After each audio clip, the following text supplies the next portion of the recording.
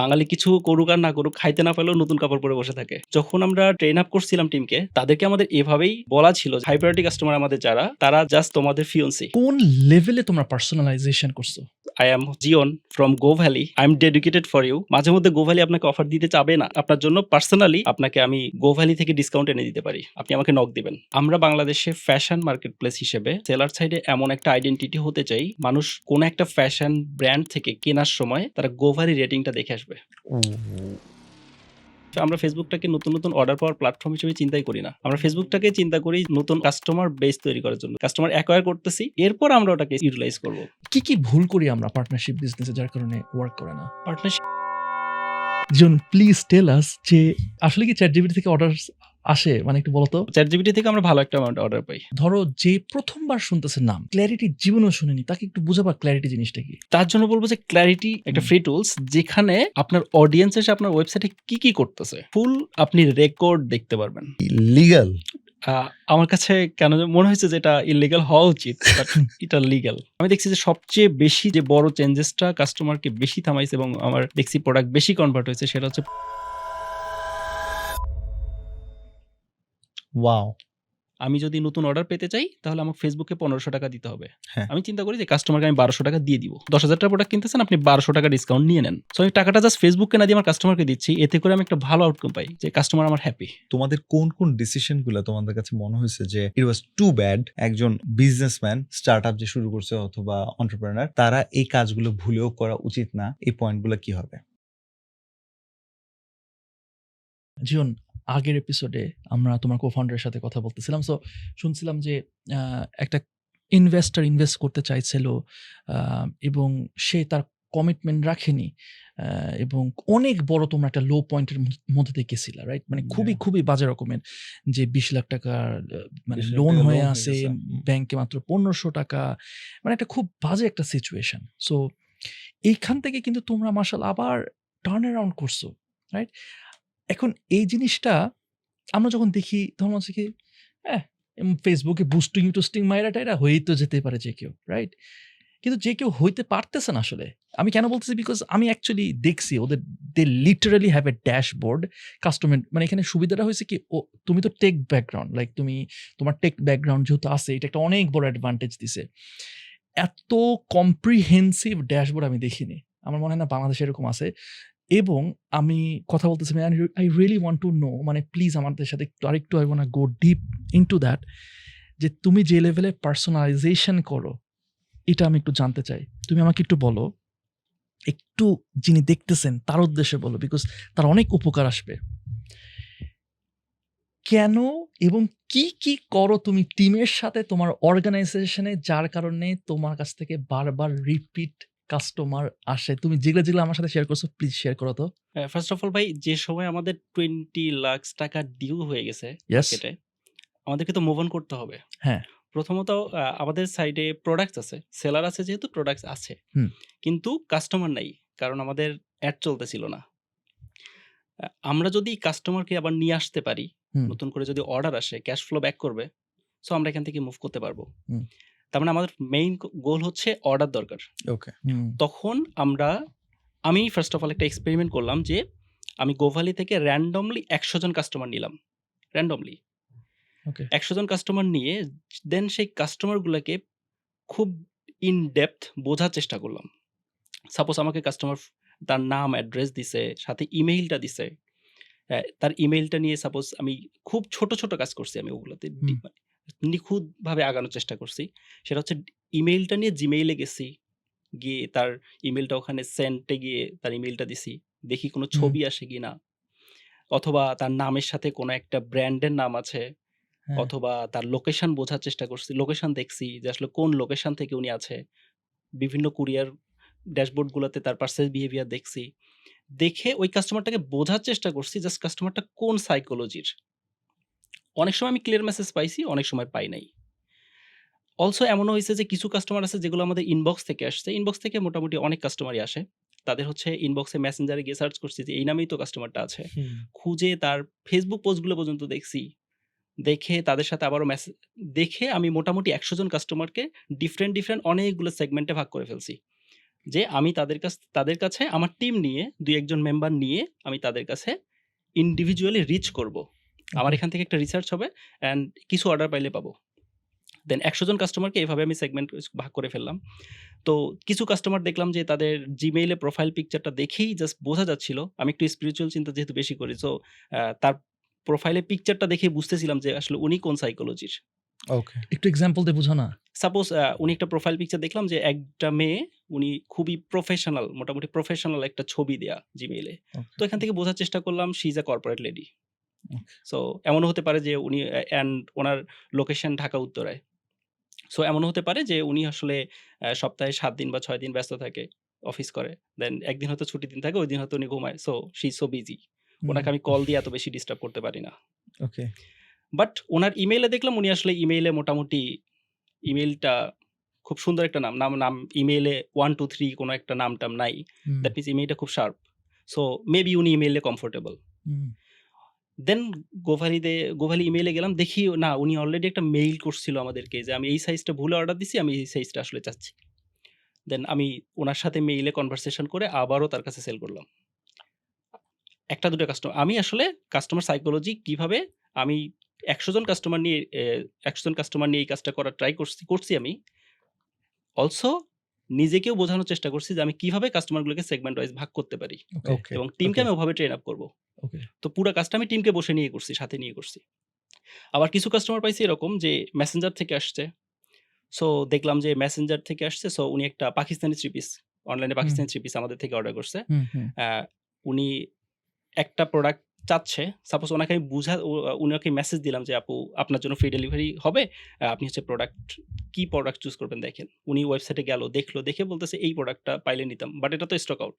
হুম, দেন আমি তো আসলে চেষ্টা করব তার কাছে সেল করার। সো আমি তখন কি করলাম যে, উনার প্রোফাইলে গেলাম। উনার প্রোফাইলটা ভালোভাবে ঘাঁটলাম। দেখতে দেখি হঠাৎ করে একটা থ্রি পিস পরা উনি। পাকিস্তানি থ্রি পিস ওটা একটু অন্য একটা কালার যে হুম। হলুদ কালার। ওকে। হুম। সো হলুদ কালার একটা পাকিস্তানি থ্রি পিস। অ্যান্ড আমাদের ওয়েবসাইটে দেখি হলুদ কালার একটা পাকিস্তানি থ্রি পিস এভেইলেবল আছে। ঐরকমই উনি যেরকম পাকিস্তানি থ্রি পিসটা চাচ্ছিল ওই টাইপেরই আছে। কি আমি ডিটেইল! উনাকে সাজেস্ট করলাম, "আপু দেখেন এই ছবিটা তো আপনার, হলুদ কালারটা কিন্তু আপনাকে ভালো লাগতেছে।" টাইপস অফ উনি এখন একটু হেলথি হয়ে গেছে। কিন্তু যখন ছবিটা তুলছে তখন একটু শুকনা ছিল। তখন আরেকটু সুন্দর লাগতেছিল। সো উনাকে দেখালাম যে, "আপু আপনাকে হলুদ কালারটা ভালো লাগবে। বাট দেখেন আপনার ছবিটা আপনার প্রোফাইলে পাওয়া গেল।" প্রোফাইলে পাইছি আমি। দেন উনাকে হলুদ কালারের থ্রি পিসটা দেখাইলাম। বলতেছে, "হ্যাঁ, এটা আসলে আমাকে ভালো লাগতে পারে। আচ্ছা তাহলে এটা আপনি দেন।"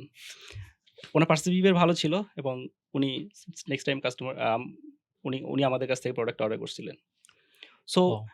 তারপরে লোকেশন ওয়াইজ আমরা অলসো ঢাকার আমাদের যেহেতু আমাদের মার্কেটিংটা সারা দেশেই করি। হুম। স্পেসিফিক কিছু অ্যাড্রেস আছে যে অ্যাড্রেস থেকে কাস্টমার পাইলে আমি সেগুলো বলছি না। যে অ্যাড্রেস থেকে কাস্টমার পাইলে আমরা ধরেই নেই যে এই কাস্টমার পার্সেল বিহেভিয়ার ভালো হবে। সো অ্যাড্রেস দেখেও আমরা এটা জাজ করতে পারতাম। যেমন ঢাকা, বসুন্ধরা, উত্তরা এই টাইপের লোকেশনগুলো থেকে যে কাস্টমারগুলো থাকে তাদের পার্সেল বিহেভিয়ার randomly ভালোই হয়। রিটার্ন কম হয়। সো এভাবে ৮ থেকে ১০ টা সেগমেন্টে ভাগ করছি আমি। প্রতি ১০ জন কাস্টমারকে একদিকে রাখছি। হুম। প্রোডাক্ট নিয়েও চিন্তা করছি। প্রোডাক্ট হচ্ছে উনি কোন প্রোডাক্টটা কিনছে, এই প্রোডাক্টটা কবে শেষ হতে পারে, এভাবে চিন্তা করছি। কিরকম এক্সাম্পল? সাপোজ উনি একটা রেজার কিনছে। হুম। দেখলাম যে রেজারটা আসলে শেষ হতে পারে ১ মাস পর। সো ১ মাস পর বাপরে তাকে যদি আমি কল বাপ! দিই, উনি অবশ্যই রেজারটা কিনতে পারে আমার থেকে। তারপর বেবি প্রোডাক্টের ক্ষেত্রে তখন আমরা বেবি প্রোডাক্ট বেশি সেল করতাম ওই সময়ে। তো উনি হচ্ছে ১ থেকে সাপোজ দেখলাম যে উনি ৬ মাসের বেবির জন্য একটা প্রোডাক্ট অর্ডার দিছে। বাট আমাদের ওয়েবসাইটে এখন ১ মাস পর আমি যদি উনাকে কল দেই, মোটামুটি একটু প্লাস হইছে বয়স বা ৬ মাস পর যদি কল দিই, হুম। ১ বছর বয়স হয়ে গেছে। তার জন্য সুন্দর জুতা আছে। তাকে ডিরেক্টলি আমরা ফোন দিয়ে বলতাম, "আপু আপনার জন্য আমাদের থেকে তো ড্রেস নিছিলেন। তখন বাচ্চার বয়স ছিল ৬ মাস। এখন এসছে ১ বছর। অনেক বড় হয়ে গেছে মাশাআল্লাহ। সো আপনার বেবির জন্য ভালো কিছু আরো নতুন কিছু ড্রেস আছে। নতুন কিছু সুন্দর কালেকশন আছে বা আরে জুতা আছে। এইটা বাপরে আপনি দেখতে পারেন।" ভাই! উনি নিত। দেন উনি ওইটাতে ইমপ্রেস হইতো। আসলে এত ডিটেইল করে তো কেউই করে না। মানে মনে হচ্ছে কি ইউ রিয়ালি কেয়ার, তাই না? এক্সাক্টলি। সাপোজ কাস্টমার জিজ্ঞেস করল যে এইটা আমাদের সাপোজ একটা বেবি প্রোডাক্টস আছে। বেবি প্রোডাক্টে হ্যাঁ। লেখা আছে ১ থেকে ২ বছরের বেবির জন্য এই প্রোডাক্টটা আছে। হুম, এই প্রোডাক্টটা আছে কিনা আমাকে জিজ্ঞেস করল। হুম, হুম, হুম, হুম, আমি হুম, দেখলাম যে প্রোডাক্টটা আছে। হুম, কিন্তু আমার টিমকে আমি এভাবে ট্রেন আপ করছি। না, তুমি বলবা না যে প্রোডাক্টটা আছে। হুম, তুমি তাকে বলবা যে এক্স্যাক্টলি আপু প্লিজ বলবেন এক্স্যাক্টলি আপনার বেবির বয়স কত? পাল্টা হুম। কোয়েশ্চেন করবা। তখন উনি ফিল করতে পারে যে না, actually they care about me. So এইখান থেকেও আমরা ভালো রেসপন্স পাই। সো আমি বলব যে ছোট, ছোট চেঞ্জেস আছে আমাদের এখানে। এগুলো শিখলে কোত্থেকে? আমি শিখলাম বলতে না, খুব ভালো একটা রিসোর্স পাই নাই। আ সবসময় বিজনেসটাকে বোঝার চেষ্টা করছি। ওই যে ও একটা কথা বলতেছিল মনে আছে যে কি আমার রিসার্চের করতে চাইছিলাম।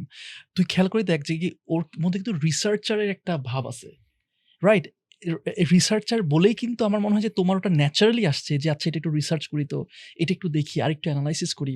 যেটা আমার মনে হয় যে কি আমরা যদি definitely this is something that we can all implement. এত ডিটেইলে তুমি রিসার্চ করছো কাস্টমারকে নিয়ে। আল্লাহু আকবার! তো এভাবে পার্সোনালি যখন আমি বুঝলাম যে ১০০ টা কাস্টমার থেকে এবং সারপ্রাইজিংলি আমরা ১০০ টা কাস্টমার থেকে আমি হচ্ছে ৩১ জন কাস্টমার পাইছিলাম। হুম, ৩১ জনের মধ্যে ১০ জন সাথে সাথেই কনভার্ট হয়ে গেছে। আর ২১ জন ছিল যাদের সাথে কনভারসেশন চলছে WhatsApp এ। মোটামুটি ১ দিন ২ দিন চলছে। তারপরে তাদের মধ্যে অ্যারাউন্ড আরো ১১ জন কনভার্ট হইছে। সো টোটাল ২১ জন কনভার্ট হয়েছিল। দেন আমি যখন দেখলাম যে আমি ১০০ জন কাস্টমার নিয়ে এতটুকু করলাম। বাট হ্যাঁ, গোভ্যালি কাস্টমার তো ১০০ জন থাকবে না। না, গোভ্যালি কাস্টমার হবে 1 লাখ। হ্যাঁ, এবং আমি তো এভাবে পার্সোনালাইজ করতে পারব না। হ্যাঁ, হ্যাঁ, হ্যাঁ, হ্যাঁ। সো তখন হচ্ছে ডিসিশন নিছি যে আমরা তখন আমাদের কাস্টম সাইট ছিল না। আমাদের কাস্টম সাইটে এরকম কিছু ফিচার নিয়ে আসবো যাতে ভ্যাস্ট অফ কাস্টমারকে আমরা এভাবে পার্সোনালাইজেশন করতে পারবো হুম। এবং তাদের কাছে রিচ করতে পারবো। সেজন্য গোভ্যালিতে একজন কাস্টমার সে যদি নিউ কাস্টমার হয়, ফার্স্ট টাইম গোভ্যালি থেকে অর্ডার করছে, অটোমেটিক্যালি গোভ্যালিতে আমাদের ৪ টা সেগমেন্ট আছে আলাদা, আলাদা। ৪ টা সেগমেন্টের মধ্যে যেকোনো একটা সেগমেন্টে কাস্টমারটা পড়ে যায়। কি জি। কিরকম? টাইপস অফ আমাদের গোভ্যালিতে রেগুলার সেগমেন্ট আছে যারা ফার্স্ট টাইম অর্ডার দিচ্ছে, পারচেজ বিহেভিয়ার এভারেজ চলে। সো তাকে নিয়ে খুব বেশি এই মুহূর্তে ভাবনা চিন্তা করার সুযোগ নাই আমাদের। উনি রেগুলারে থাকে। আবার দেখা যায় নিউ কাস্টমার তার পারচেজ বিহেভিয়ার অনেক ভালো।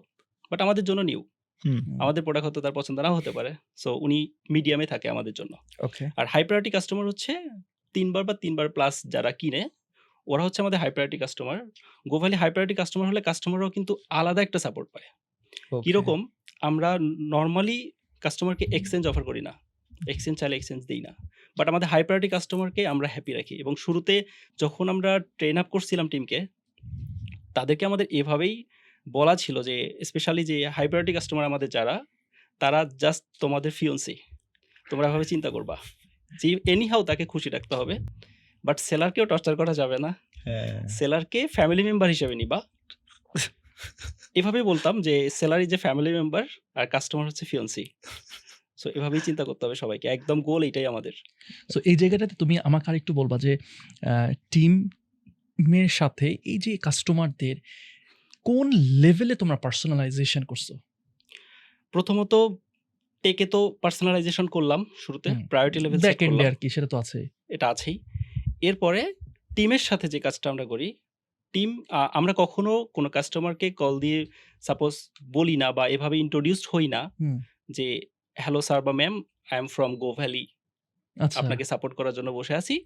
আপনাকে যদি ভালো কিছু দেয় তাহলে গোভ্যালিই দিবে। খারাপ কিছু হলে গোভ্যালিই করবে। আমার কোনো দায়বদ্ধতা নাই।" আমরা এভাবে হুম, চিন্তা করি না। হুম, আমরা একদম শুরু থেকেই একজন কাস্টমারের সাথে আমাদের টিম মেম্বাররা নিজেরাই এনগেজ হয়। আচ্ছা। Suppose Govaly is a platform or brand hmm, or market place. Govaly আপনাকে যা দিবে, দিবে। যা দিবে না, দিবে না। হুম, হুম, অফার দিতেও পারে, নাও দিতে পারে। Hmm, but I am Zion. Zion from hmm, Govaly. I am dedicated for you. মাঝে মধ্যে গোভ্যালি আপনাকে অফার দিতে চাবে না। বাট তবুও আপনি আপনার জন্য পার্সোনালি আমি আপনাকে পছন্দ করি। আপনাকে আমি গোভ্যালি থেকে ডিসকাউন্ট এনে দিতে পারি। আপনি আমাকে নক দিবেন। এই যে আমার পার্সোনাল হোয়াটসঅ্যাপ নাম্বার। আমাদের হোয়াটসঅ্যাপ নাম্বারে কখনো আমরা গোভ্যালি হেল্পলাইন, দিস ইজ ফ্রম গোভ্যালি এই টাইপের আমরা দেখি না। দেখছিস? আমাদের হোয়াটসঅ্যাপ হচ্ছে জিওন। জিওন নামে একজন হোয়াটসঅ্যাপ আছে। একটা ছেলে আছে। Jeon is Jeon. জিওন হচ্ছে সেই কাস্টমারকে নক দিছে। কাস্টমারকে আমরা বলি, "আমার পার্সোনাল নাম্বার আপনাকে আমি দিয়ে রাখলাম। আমি গোভ্যালিতে জব করি। সো গোভ্যালিতে স্পেশাল ডিসকাউন্ট আসলে আমি আপনাকে দিতে পারবো। বা কোনো প্রোডাক্ট পছন্দ হলে আপনি গোভ্যালিতে অর্ডার করার আগে আমাকেও নক দিতে পারেন। আমি আপনাকে স্পেশালি কিছু দেয়ার চেষ্টা করব সবসময়।" সো একজন এরকম আ লেটস সে এজেন্ট যদি আমি বলি, আ সে কতজন কাস্টমারকে এইটা সার্ভিস দিতে পারে? একজন এজেন্ট বলা যায় যে প্রতিজন এজেন্টের জন্য অ্যারাউন্ড 100 জন স্পেশাল কাস্টমার আছে যারা আসলে ওই এজেন্টকে ভালোভাবে চিনে, ভালোভাবে চিনে? ভালোভাবেই চিনে। মানে জিওন ফ্রম গোভেল। আমি জিওন from গোভেলে চিনি না, গোভালি। বাট আমি আমি জিওনরে চিনি গোভালি চিনি একদম। না, বাট জিওনকে চিনি। So Wow. এটা হইতেছে যারা হাই প্রায়োরিটি কাস্টমার তাদের কাস্টমার। জন্য, রাইট? তুমি মনে হয় 4টা সেগমেন্ট বলতেছিলা। হ্যাঁ, 4টা আর সেগমেন্ট মিডিয়াম সেগমেন্টে যারা আছে হ্যাঁ। তাদের জন্যও আছে, বাট তাদের জন্য তো ওইভাবে ডেডিকেটেডলি একজনকে রাখা পসিবল না। হোয়াটসঅ্যাপে যার সাথে কন্টিনিউয়াসলি যোগাযোগ হতে থাকবে। তাদের জন্য রাখা থাকে আলাদা কিছু হোয়াটসঅ্যাপ আছে, যেগুলো কোনো না কোনো নামে আছে। হয়তো ওই নামে আমাদের কোনো মেম্বার নাই, হুম। বাট ওই নামে আছে। যারা র‍্যান্ডমলি ওই নাম থেকেই মেসেজ দেয়। আমরা জানি যে ওটা আমাদের একটা ভার্চুয়াল নাম। ওই কাস্টমারগুলোকে আমরা আবারও ট্রাই করি। তারা যদি আমাদের কাছ থেকে সেকেন্ড টাইম কিনলো, থার্ড টাইম প্লাস হয়ে গেলে তো হাই প্রায়োরিটিতে চলে আসলো।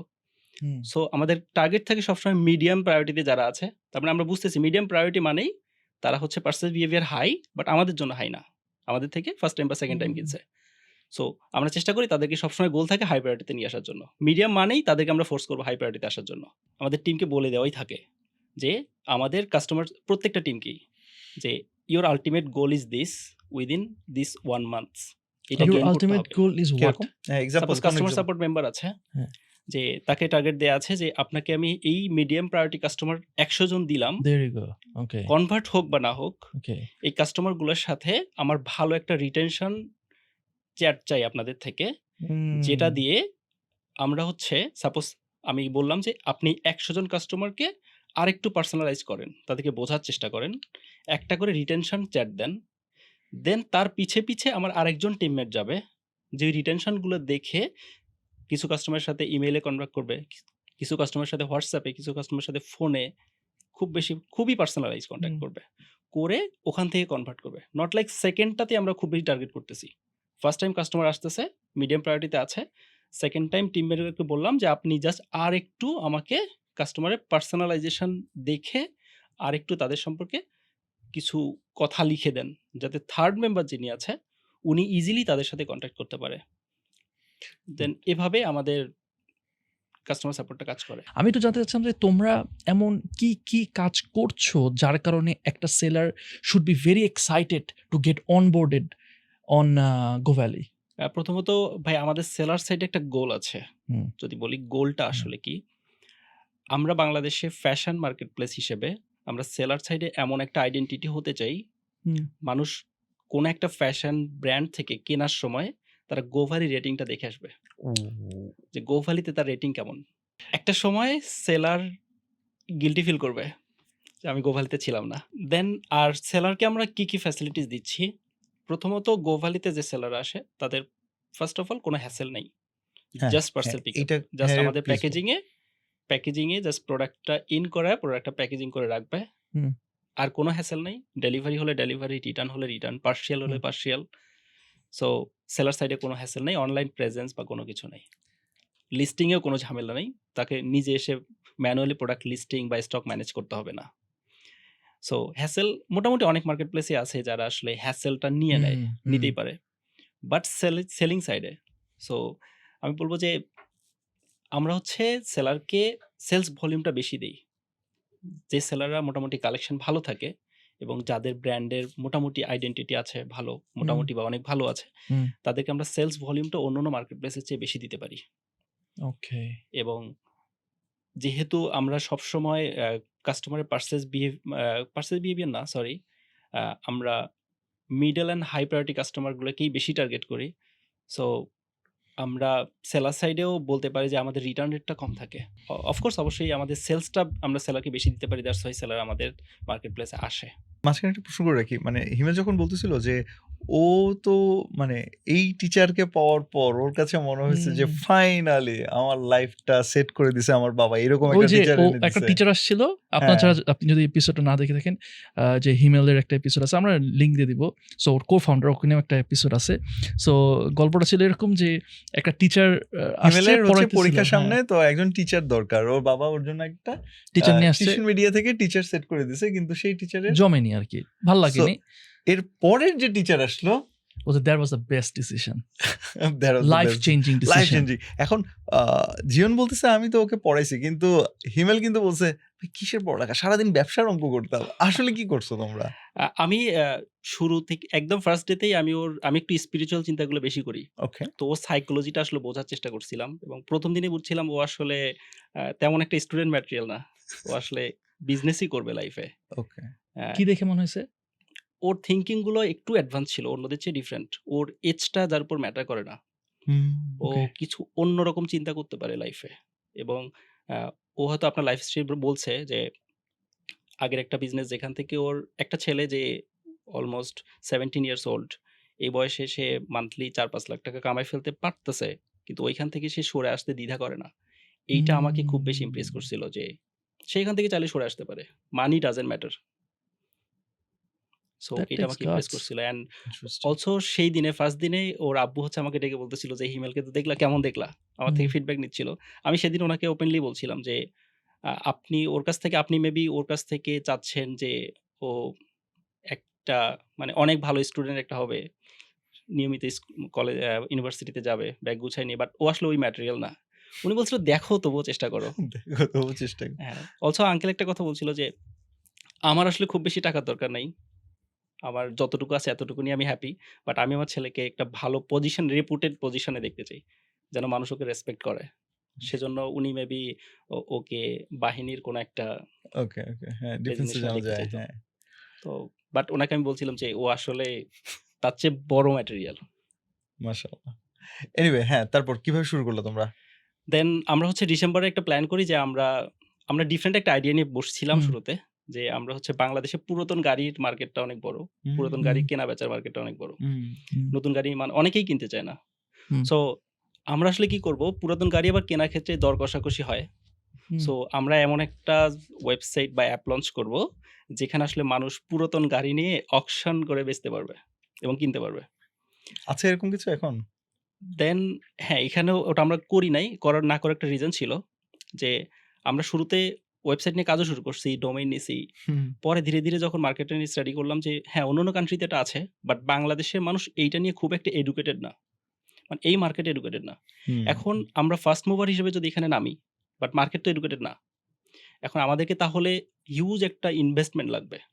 আমাদের দুজনের তো ইনভেস্টমেন্টটা নাই। আমরা নির্দ্বিধায়, যেহেতু মার্কেট এডুকেটেড না, দ্যাটস হোয়াই নির্দ্বিধায় ওখান থেকে আমরা সরে আসছি গুড। এবং শুরুই করি নাই। Hmm. Smart. So And at then? List মার্কেটটা তো 20% এডুকেটেড আমাদের কাছে মনে হয়েছে যে এট লিস্ট 10-20% যদি এডুকেটেড থাকতো, তাহলে আমরা অবশ্যই শুরু করতাম।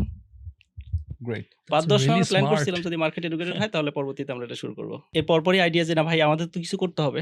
ও হুম। তার কিছুদিন পরে আমাকে বলল যে ভাই ইন্ডিয়াতে তো মিন্ত্রা আছে, বাংলাদেশে দারাজ আছে। দারাজ হচ্ছে সবকিছু বেচে। হুম। হুম। বাট বাংলাদেশের ফ্যাশন মার্কেটটা হচ্ছে অনেক বড়। Yes. ও তখন মেবি আমাকে বলতেছিল 8 বিলিয়ন। তো এটা নাম্বারসটা আসলে ঠিক ভুল আমি এত কিছু তখন চিন্তাই করি নাই। বাট ফ্যাশনের জন্য স্পেশালি কোনো মার্কেট প্লেস নাই বাংলাদেশে। হ্যাঁ, আমরা এটা তাহলে শুরু করতে পারি। দেন ডাইরেক্ট হ্যাঁ, আসলে কারণ ওর সাইকোলজিটা আমি জানি যে ও আসলে ওকে। কি করবে। ওকে। এবং আমার সাথে স্যুট করে। বিকজ আমি এর আগেও যেহেতু বিজনেস করছি, আমি অনেকের সাথে পার্টনারশিপ করার ট্রাই করছি। আমি দেখছি আসলে ব্যাটে বলে মিলে না, সাইকোলজি মিলে না। হয়তো শুরু হুম। করছি, মাঝখানে ও বলতেছে, "ভাই আমার তো জব হয়ে গেছে, আমি চলে গেলাম।" তো আও! আমি আসলে এই সাইকোলজিটা চাইতাম না। আমি বলতাম যে, ওকে। বিজনেসে নামছি মানে ফুল ডেডিকেশন দিতে হবে। হুম। তুমি আমার সাথে ফুল টাইম কাজ না করো, সমস্যা নাই। আমি যেন তোমার মাইন্ডটা পড়তে পারি যে মন থেকে তোমার ফুল ডেডিকেশনটা আছে। হুম। তো আমি ফ্যান্টাস্টিক। ওইটা বুঝতাম যে ও আসলে ওই ম্যাটেরিয়াল। সো হুম। ঠিক আছে আমরা তাহলে শুরু করব। এরপরে নাম নিয়ে অনেক কনফিউশন ছিল যে আমরা কি নাম দিব। অলসো মার্কেট এডুকেশনের ব্যাপারটা মার্কেট এডুকেটেড কিনা। হুম, সো হুম। এইটার জন্য আমরা অনেক বেশি যেহেতু চিন্তা করছিলাম শুরুতে আমাদের গাড়ির অকশনের বিজনেস থেকে। তো দেন আমরা দেখি যে বাংলাদেশে আসলে মার্কেট প্লেসের জন্য কোন ওয়ার্ডটা বেশি এডুকেটেড, মানে কোন ওয়ার্ডটা মানুষ চিনে অ্যাজ এ মার্কেট প্লেস। আমরা যদি র‍্যান্ডম একটা নাম দিতাম টাইপস ভাঞ্জাল নাম দিলাম। ভাঞ্জেল যে আসলে একটা brand, hmm. Not a market, sorry ভাঞ্জেল যে একটা market place market place not a brand. But not a brand. এই জিনিসটা এডুকেট করতেও তো আমাদের সময় লাগবে। ট্রু। মানুষ মার্কেট প্লেসকে বাংলাদেশে চিনে। মার্কেট প্লেস দারাজ আছে। দারাজ লং টাইম হলো মার্কেটকে এডুকেট করছে। হুম। সো মার্কেট প্লেস মানুষ জানে। বাট আমি ভাঞ্জেল নাম দিছি। ভাঞ্জেল যে আসলে একটা ব্র্যান্ড না, একটা মার্কেট প্লেস। হুম। এটা বুঝানোর রিস্কটাও আমরা নিতে চাই নাই। বিকজ অফ আমাদের তো ইনভেস্টমেন্ট নাই। True. সো তখন আমরা দেখি যে কোন ওয়ার্ডটা মানুষের চিনে। সো সবকিছু মিলে দেখি যে বাংলাদেশের ভ্যালি ওয়ার্ডটা অ্যাজ এ মার্কেট প্লেস বাংলাদেশে অলরেডি কিছু মানুষ হলেও জানে। আচ্ছা। ভ্যালি মানে একটা মার্কেট প্লেসই হবে, ওকে। কোনো হ্যাঁ। ব্র্যান্ড না। দেন তখন আমরা আসলে গো ভ্যালিটাই চুজ করি। গো ভ্যালি শুরুতে ছিল govalley.shop, এরপরে govalley.com, .com.bd তে আমরা সুইচ করি। সো তোমরাও ডিসকাউন্ট বা ডিফারেন্ট ক্যাম্পেইনস করো, রাইট? হ্যাঁ। On behalf of the sellers. Get it. তোমাদের মার্কেটিং চ্যানেলগুলোর মধ্যে মার্কেটিং তোমরা ফেসবুক ইউজ করতেছো, হ্যাঁ, হ্যাঁ। তাই না? ইনস্টাগ্রাম থেকে শুরু করে হ্যাঁ। অনেকগুলো সোশ্যাল মিডিয়া আছে। এইগুলোয় তোমরা কোন জায়গায় কেমন রিটার্ন দেখছো? কোন জায়গায় কি জাতীয় অ্যাক্টিভিটি করো? আর এই সোশ্যাল মিডিয়া বাদে বাকি আর কি কাজ করছো? একটা তো বুঝতে পারলাম কল দিচ্ছ। কিন্তু ওভারঅল গোভ্যালির মার্কেটিং চ্যানেলগুলা কিভাবে কাজ করে? Overall go valley marketing A first of all ফেসবুকের উপরে আমরা সবচেয়ে বেশি ডিপেন্ডেন্ট, এটা হুম। মানতেই হবে। ফেসবুক থেকে আমরা সেকেন্ডলি আমাদের যে সেলসটা সবচেয়ে বেশি আসে সেটা হচ্ছে এই কাস্টমার টার্গেট করা। সহজ কথায় মিডিয়াম কাস্টমারকে হাই প্রায়োরিটি কাস্টমার বানানো, এই চ্যানেলটা থেকে আমাদের সেকেন্ড হাইয়েস্ট সেল আসে। এটা কিভাবে হচ্ছে? যেমন আমাকে যদি নরমালি তুমি বলো ভাই ফেসবুক থেকে আসে, এরপরে মিডিয়াম থেকে ওইটা কোত্থেকে হয়? মানে ওয়েবসাইটে? ফেসবুকটা আমি বলব যে অনেক ব্র্যান্ড হয়তো এভাবে চিন্তা করে যে ফেসবুক থেকে আমি নতুন অর্ডার পাচ্ছি। আমরা ফেসবুকটাকে নতুন অর্ডার পাওয়ার প্ল্যাটফর্ম হিসেবে চিন্তাই করি না। আমরা ফেসবুকটাকে চিন্তা করি যে আমাদের নতুন কাস্টমার বেস তৈরি করার জন্য। জাস্ট আমরা কাস্টমার অ্যাকোয়ার করতেছি, আমাদের থলেতে আমরা কাস্টমার ভরতেছি। এরপর আমরা ওটাকে ইউটিলাইজ করব। মানে ফেসবুক ইজ জাস্ট মানে ওই যে ফানেল ফার্স্ট মানে ফার্স্ট ফানেল যে আমাদেরকে হ্যাঁ। কাস্টমারগুলো এনে দিচ্ছে। ওকে। এরপর আমি কাস্টমারগুলোকে কিভাবে ইউজ করছি এটা আসলে মানে আমাদের after that is a mentality। Relationship game. Exactly. আমরা বিভিন্ন সময় আমরা বলেছি কি ধরো অল্টারনেটিভ যে চ্যানেলস গুলো আছে, লেটস সে এসএমএস বা ইমেল, এগুলো কি ট্রাই করছে এবং এটা কিরকম রিটার্ন আসে? আমরা ইমেইল এন্ড এসএমএস মার্কেটিং করছিলাম। হুম। ইমেইল এন্ড এসএমএস মার্কেটিং থেকে আমরা রিটার্ন কম পাইছি। হুম। আমাদের জন্য খুব একটা কাজ করে নাই। হোয়াটসঅ্যাপ মার্কেটিং আমি হোয়াটসঅ্যাপ টেস্টিং হিসেবে অ্যারাউন্ড 20,000 এসএমএস পাঠাইছিলাম একবার। আমি আচ্ছা। ওখান থেকে মাত্র 5 জন কাস্টমার পাইছিলাম। I was not happy with that. Okay. SMS অনেক কারণে আসলে কাজ করতেছে না ইদানিং, we understand. But WhatsApp marketing বা এর চেয়ে এসএমএস এর এফোর্টটা আমি দিছিলাম প্রোডাক্ট ডেসক্রিপশনে। প্রোডাক্ট ডেসক্রিপশনে প্রপারলি আমি যেহেতু ওয়েব ডেভেলপার মানুষ, সো আমি দেখছিলাম যে এসইও প্রোডাক্ট ডেসক্রিপশনটাতে এসইও তে হাইলি যারা ফোকাস করে তাদের সেলসটা অনেক ভালো আসে। মানে সেলসটা কোথা থেকে আসে? যে এসইও এর কথা যেহেতু বললাম, আপনি আমি যদি কি প্রোডাক্ট ডেসক্রিপশনে এফোর্ট দেন, হ্যাঁ, আপনার অনেকগুলো জায়গাতে লাভ হবে। হ্যাঁ বলো তো। প্রথমত হচ্ছে গুগল থেকে হ্যাঁ। গুগলে আপনার ভালো প্রোডাক্টগুলো র‍্যাঙ্ক থাকবেই অবশ্যই। অলসো মেটাও এখান থেকে ভালো লার্নিং পাবে। হুম। মেটা যে আমাদের লার্ন করতেছে, হুম। আমি যখন একটা অ্যাড অ্যাকাউন্ট থেকে কন্টিনিউয়াসলি অ্যাডগুলো হুম। চালাচ্ছি, হুম। মেটা তো আমাদের প্রোডাক্টগুলো হ্যাঁ, অনুসারে পিক্সেল অডিয়েন্সকে দেয়, লার্ন হ্যাঁ, করতেছে। হ্যাঁ। আপনার প্রোডাক্ট ডেসক্রিপশনটা যদি ক্লিয়ার না হয়, হুম। মেটার লার্নিং এও এখানে ল্যাকিংস থাকে। ওয়াও! সো আমাদের মেটা লার্নিং এর জন্য আমরা কি করি, যেহেতু আমাদের ডেসক্রিপশন মাঝে মধ্যে অনেক বড় হয়ে যায়, হ্যাঁ? শপিফাই কিন্তু বড় ডেসক্রিপশন পুরোটাই মেটা লার্নিং এর জন্য পাঠায় দেয়। কিন্তু আমরা কি করি, পুরা ডেসক্রিপশনটাকে এআই দিয়ে ছোট করে ফেলি। যেখানে প্রোডাক্ট সম্পর্কে ইন ব্রিফ কথা বলা আছে। দেন ওইটা আমাদের মেটা ডেসক্রিপশন নামে আলাদা একটা ফিল্ড আছে। ওইখানে আমরা পুশ করি। যাতে মেটা প্রপারলি আমার প্রোডাক্টটা নিয়ে লার্ন করতে পারে। ফ্যান্টাস্টিক। তো এইটা করলে আমাদের মেটার লার্নিংটা ভালো থাকে এবং আরওএস ভালো থাকে। জীবন, আমার যে জিনিসটা সবচেয়ে মজা লাগছে যে you are a data guy, analytics guy, you are a researcher and tech, মানে মাশাআল্লাহ ইউ আর মানে খুব জিনিয়াস। মাশাআল্লাহ। তো তোমার সাথে তো আমি কথা বলতেছি এবং অনেক মজার এবার টুলস নিয়ে আমি আপনাদের সাথে শেয়ার করবো যেগুলো আপনারা ব্যবহার করতে পারবেন। একটা হচ্ছে you use a tool called Microsoft Clarity, যেটা free to use, Google Analytics. আর সবচেয়ে মজার ব্যাপার হইতেছে, আমি জীবনের কাছে শুনতেছিলাম চ্যাটজিপিটি থেকে নাকি এখন অর্ডার আসে। আমি একটু অ্যাস্টনিশড হয়েছি। জীবন, প্লিজ টেল আস যে কেমনে সম্ভব, মানে আসলে কি চ্যাটজিপিটি থেকে অর্ডার আসে, মানে একটু বলো তো। হ্যাঁ, চ্যাটজিপিটি থেকে অর্ডার আসে। চ্যাটজিপিটি থেকে আমি একটা অর্ডার পাইছি। আমি কিছু অর্ডার ১ম এ দেখতেছিলাম যে চ্যাটজিপিটি থেকে অর্ডার আসে। তাহলে আমি একটু বোঝার চেষ্টা করতেছি যে চ্যাটজিপিটি থেকে অর্ডারটা আসলো কিভাবে? হ্যাঁ। কারণ তাহলে আমি এটাতে ইউটিলাইজ করতে পারবো। ওকে। আমি সেই কাস্টমারকে কল করলাম যে উনি একজন আপু ছিলেন। আপু, আপনি চ্যাটজিপিটি থেকে আপনি গোভালিতে আসছেন। আসলে কেমনে সম্ভব এটা? হ্যাঁ। তো উনি আমাকে বলল যে, "আপনি জানেন না? চ্যাটজিপিটি থেকে সবই পাওয়া যায়। সব সাজেশনই পাওয়া যায়।" টাইপস অফ উনি উনার লাইফে যাই করে মেবি হ্যাঁ। এরকম হয়ে গেছে। উনি একটা টুলস দেখছে যে চ্যাটজিপিটি আসলে জোস একটা এআই, হ্যাঁ। যার কাছ থেকে সলিড সাজেশন পাওয়া যায়। উনি চ্যাটজিপিটিকে গিয়ে বলছে, "এই ChatGPT আমি আসলে এই জিনিসটা চাই। তুমি আমাকে বলো এটা কোথায় পাবো?" হ্যাঁ। ChatGPT আসলে ডিরেক্টলি লিঙ্কটাই রেফার করে দেয়। আপনি এই লিঙ্কে ক্লিক করে গিয়ে কিনতে পারেন এবং উনি ওই লিঙ্কে গিয়ে ক্লিক ইন্টারেস্টিং করে রাইট? কিনে ফেলছে। সো ChatGPT থেকে আমরা ভালো একটা অ্যামাউন্ট অর্ডার পাই। আমি হ্যাঁ, আসলে জানতে চাচ্ছি ChatGPT হ্যাঁ, দিয়ে সে সার্চ করছিল কি? পাকিস্তানি ড্রেস দিয়ে সার্চ করছিল? হ্যাঁ। না কি দিয়ে সার্চ না করছিল? উনি বলো তো? ওনাকে আমি জিজ্ঞেস করছিলাম যে, "আপনি কিভাবে হ্যাঁ, কিভাবে জানতে পারলেন যে হ্যাঁ, এই প্রোডাক্টটা গোভালিতে আছে?" উনি বলছে, হ্যাঁ। "না আমি ChatGPT তে ভয়েস দিয়ে বলছিলাম যে, আমার এই প্রোডাক্টটা লাগবে। এই প্রোডাক্টটা আমি কোথায় পেতে পারি?" এবং উনি ও আমাকে লিঙ্ক দিয়ে দিছে। ওনাকে ডাইরেক্ট লিংক ধরো দিয়ে দিছে। আমাদের লেটস সে বিগ শট একটা এক্সাম্পল দিয়ে বলতেছি। আমি চাই মানুষজন যখনই বলবে, "ভাই আমি প্লাস সাইজ আমি একটা পুরুষ মানুষ প্লাস সাইজ কাপড়-চোপড় চাই, আমি 5 এক্সেল কাপড় চাই।" আমি চাই ডিরেক্টলি যেন বিগ শটের URL এভাবে দিয়ে দেয়। আমরা এভাবে করে যেন উইথআউট কমিশন ChatGPT কোনো কমিশন ছাড়া আমরা যেন পেয়ে যাই। এটা এখন কিভাবে করব বলো?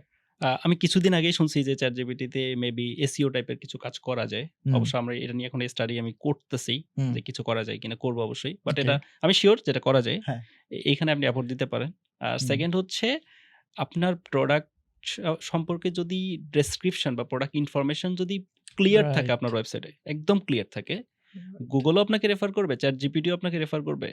আসলে আমি দেখছি যে SEO তে সবাই একটা কমন ভুল করে। কি?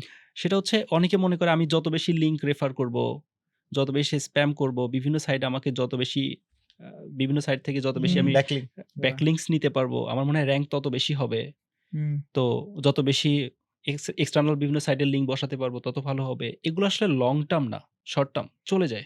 আপনি যখন এই কাজগুলো করা বন্ধ করবেন আপনার ওয়েবসাইটে র‍্যাংক নাই। লং টার্ম সলিউশন হচ্ছে সলিড ইনফরমেশন দেয়া।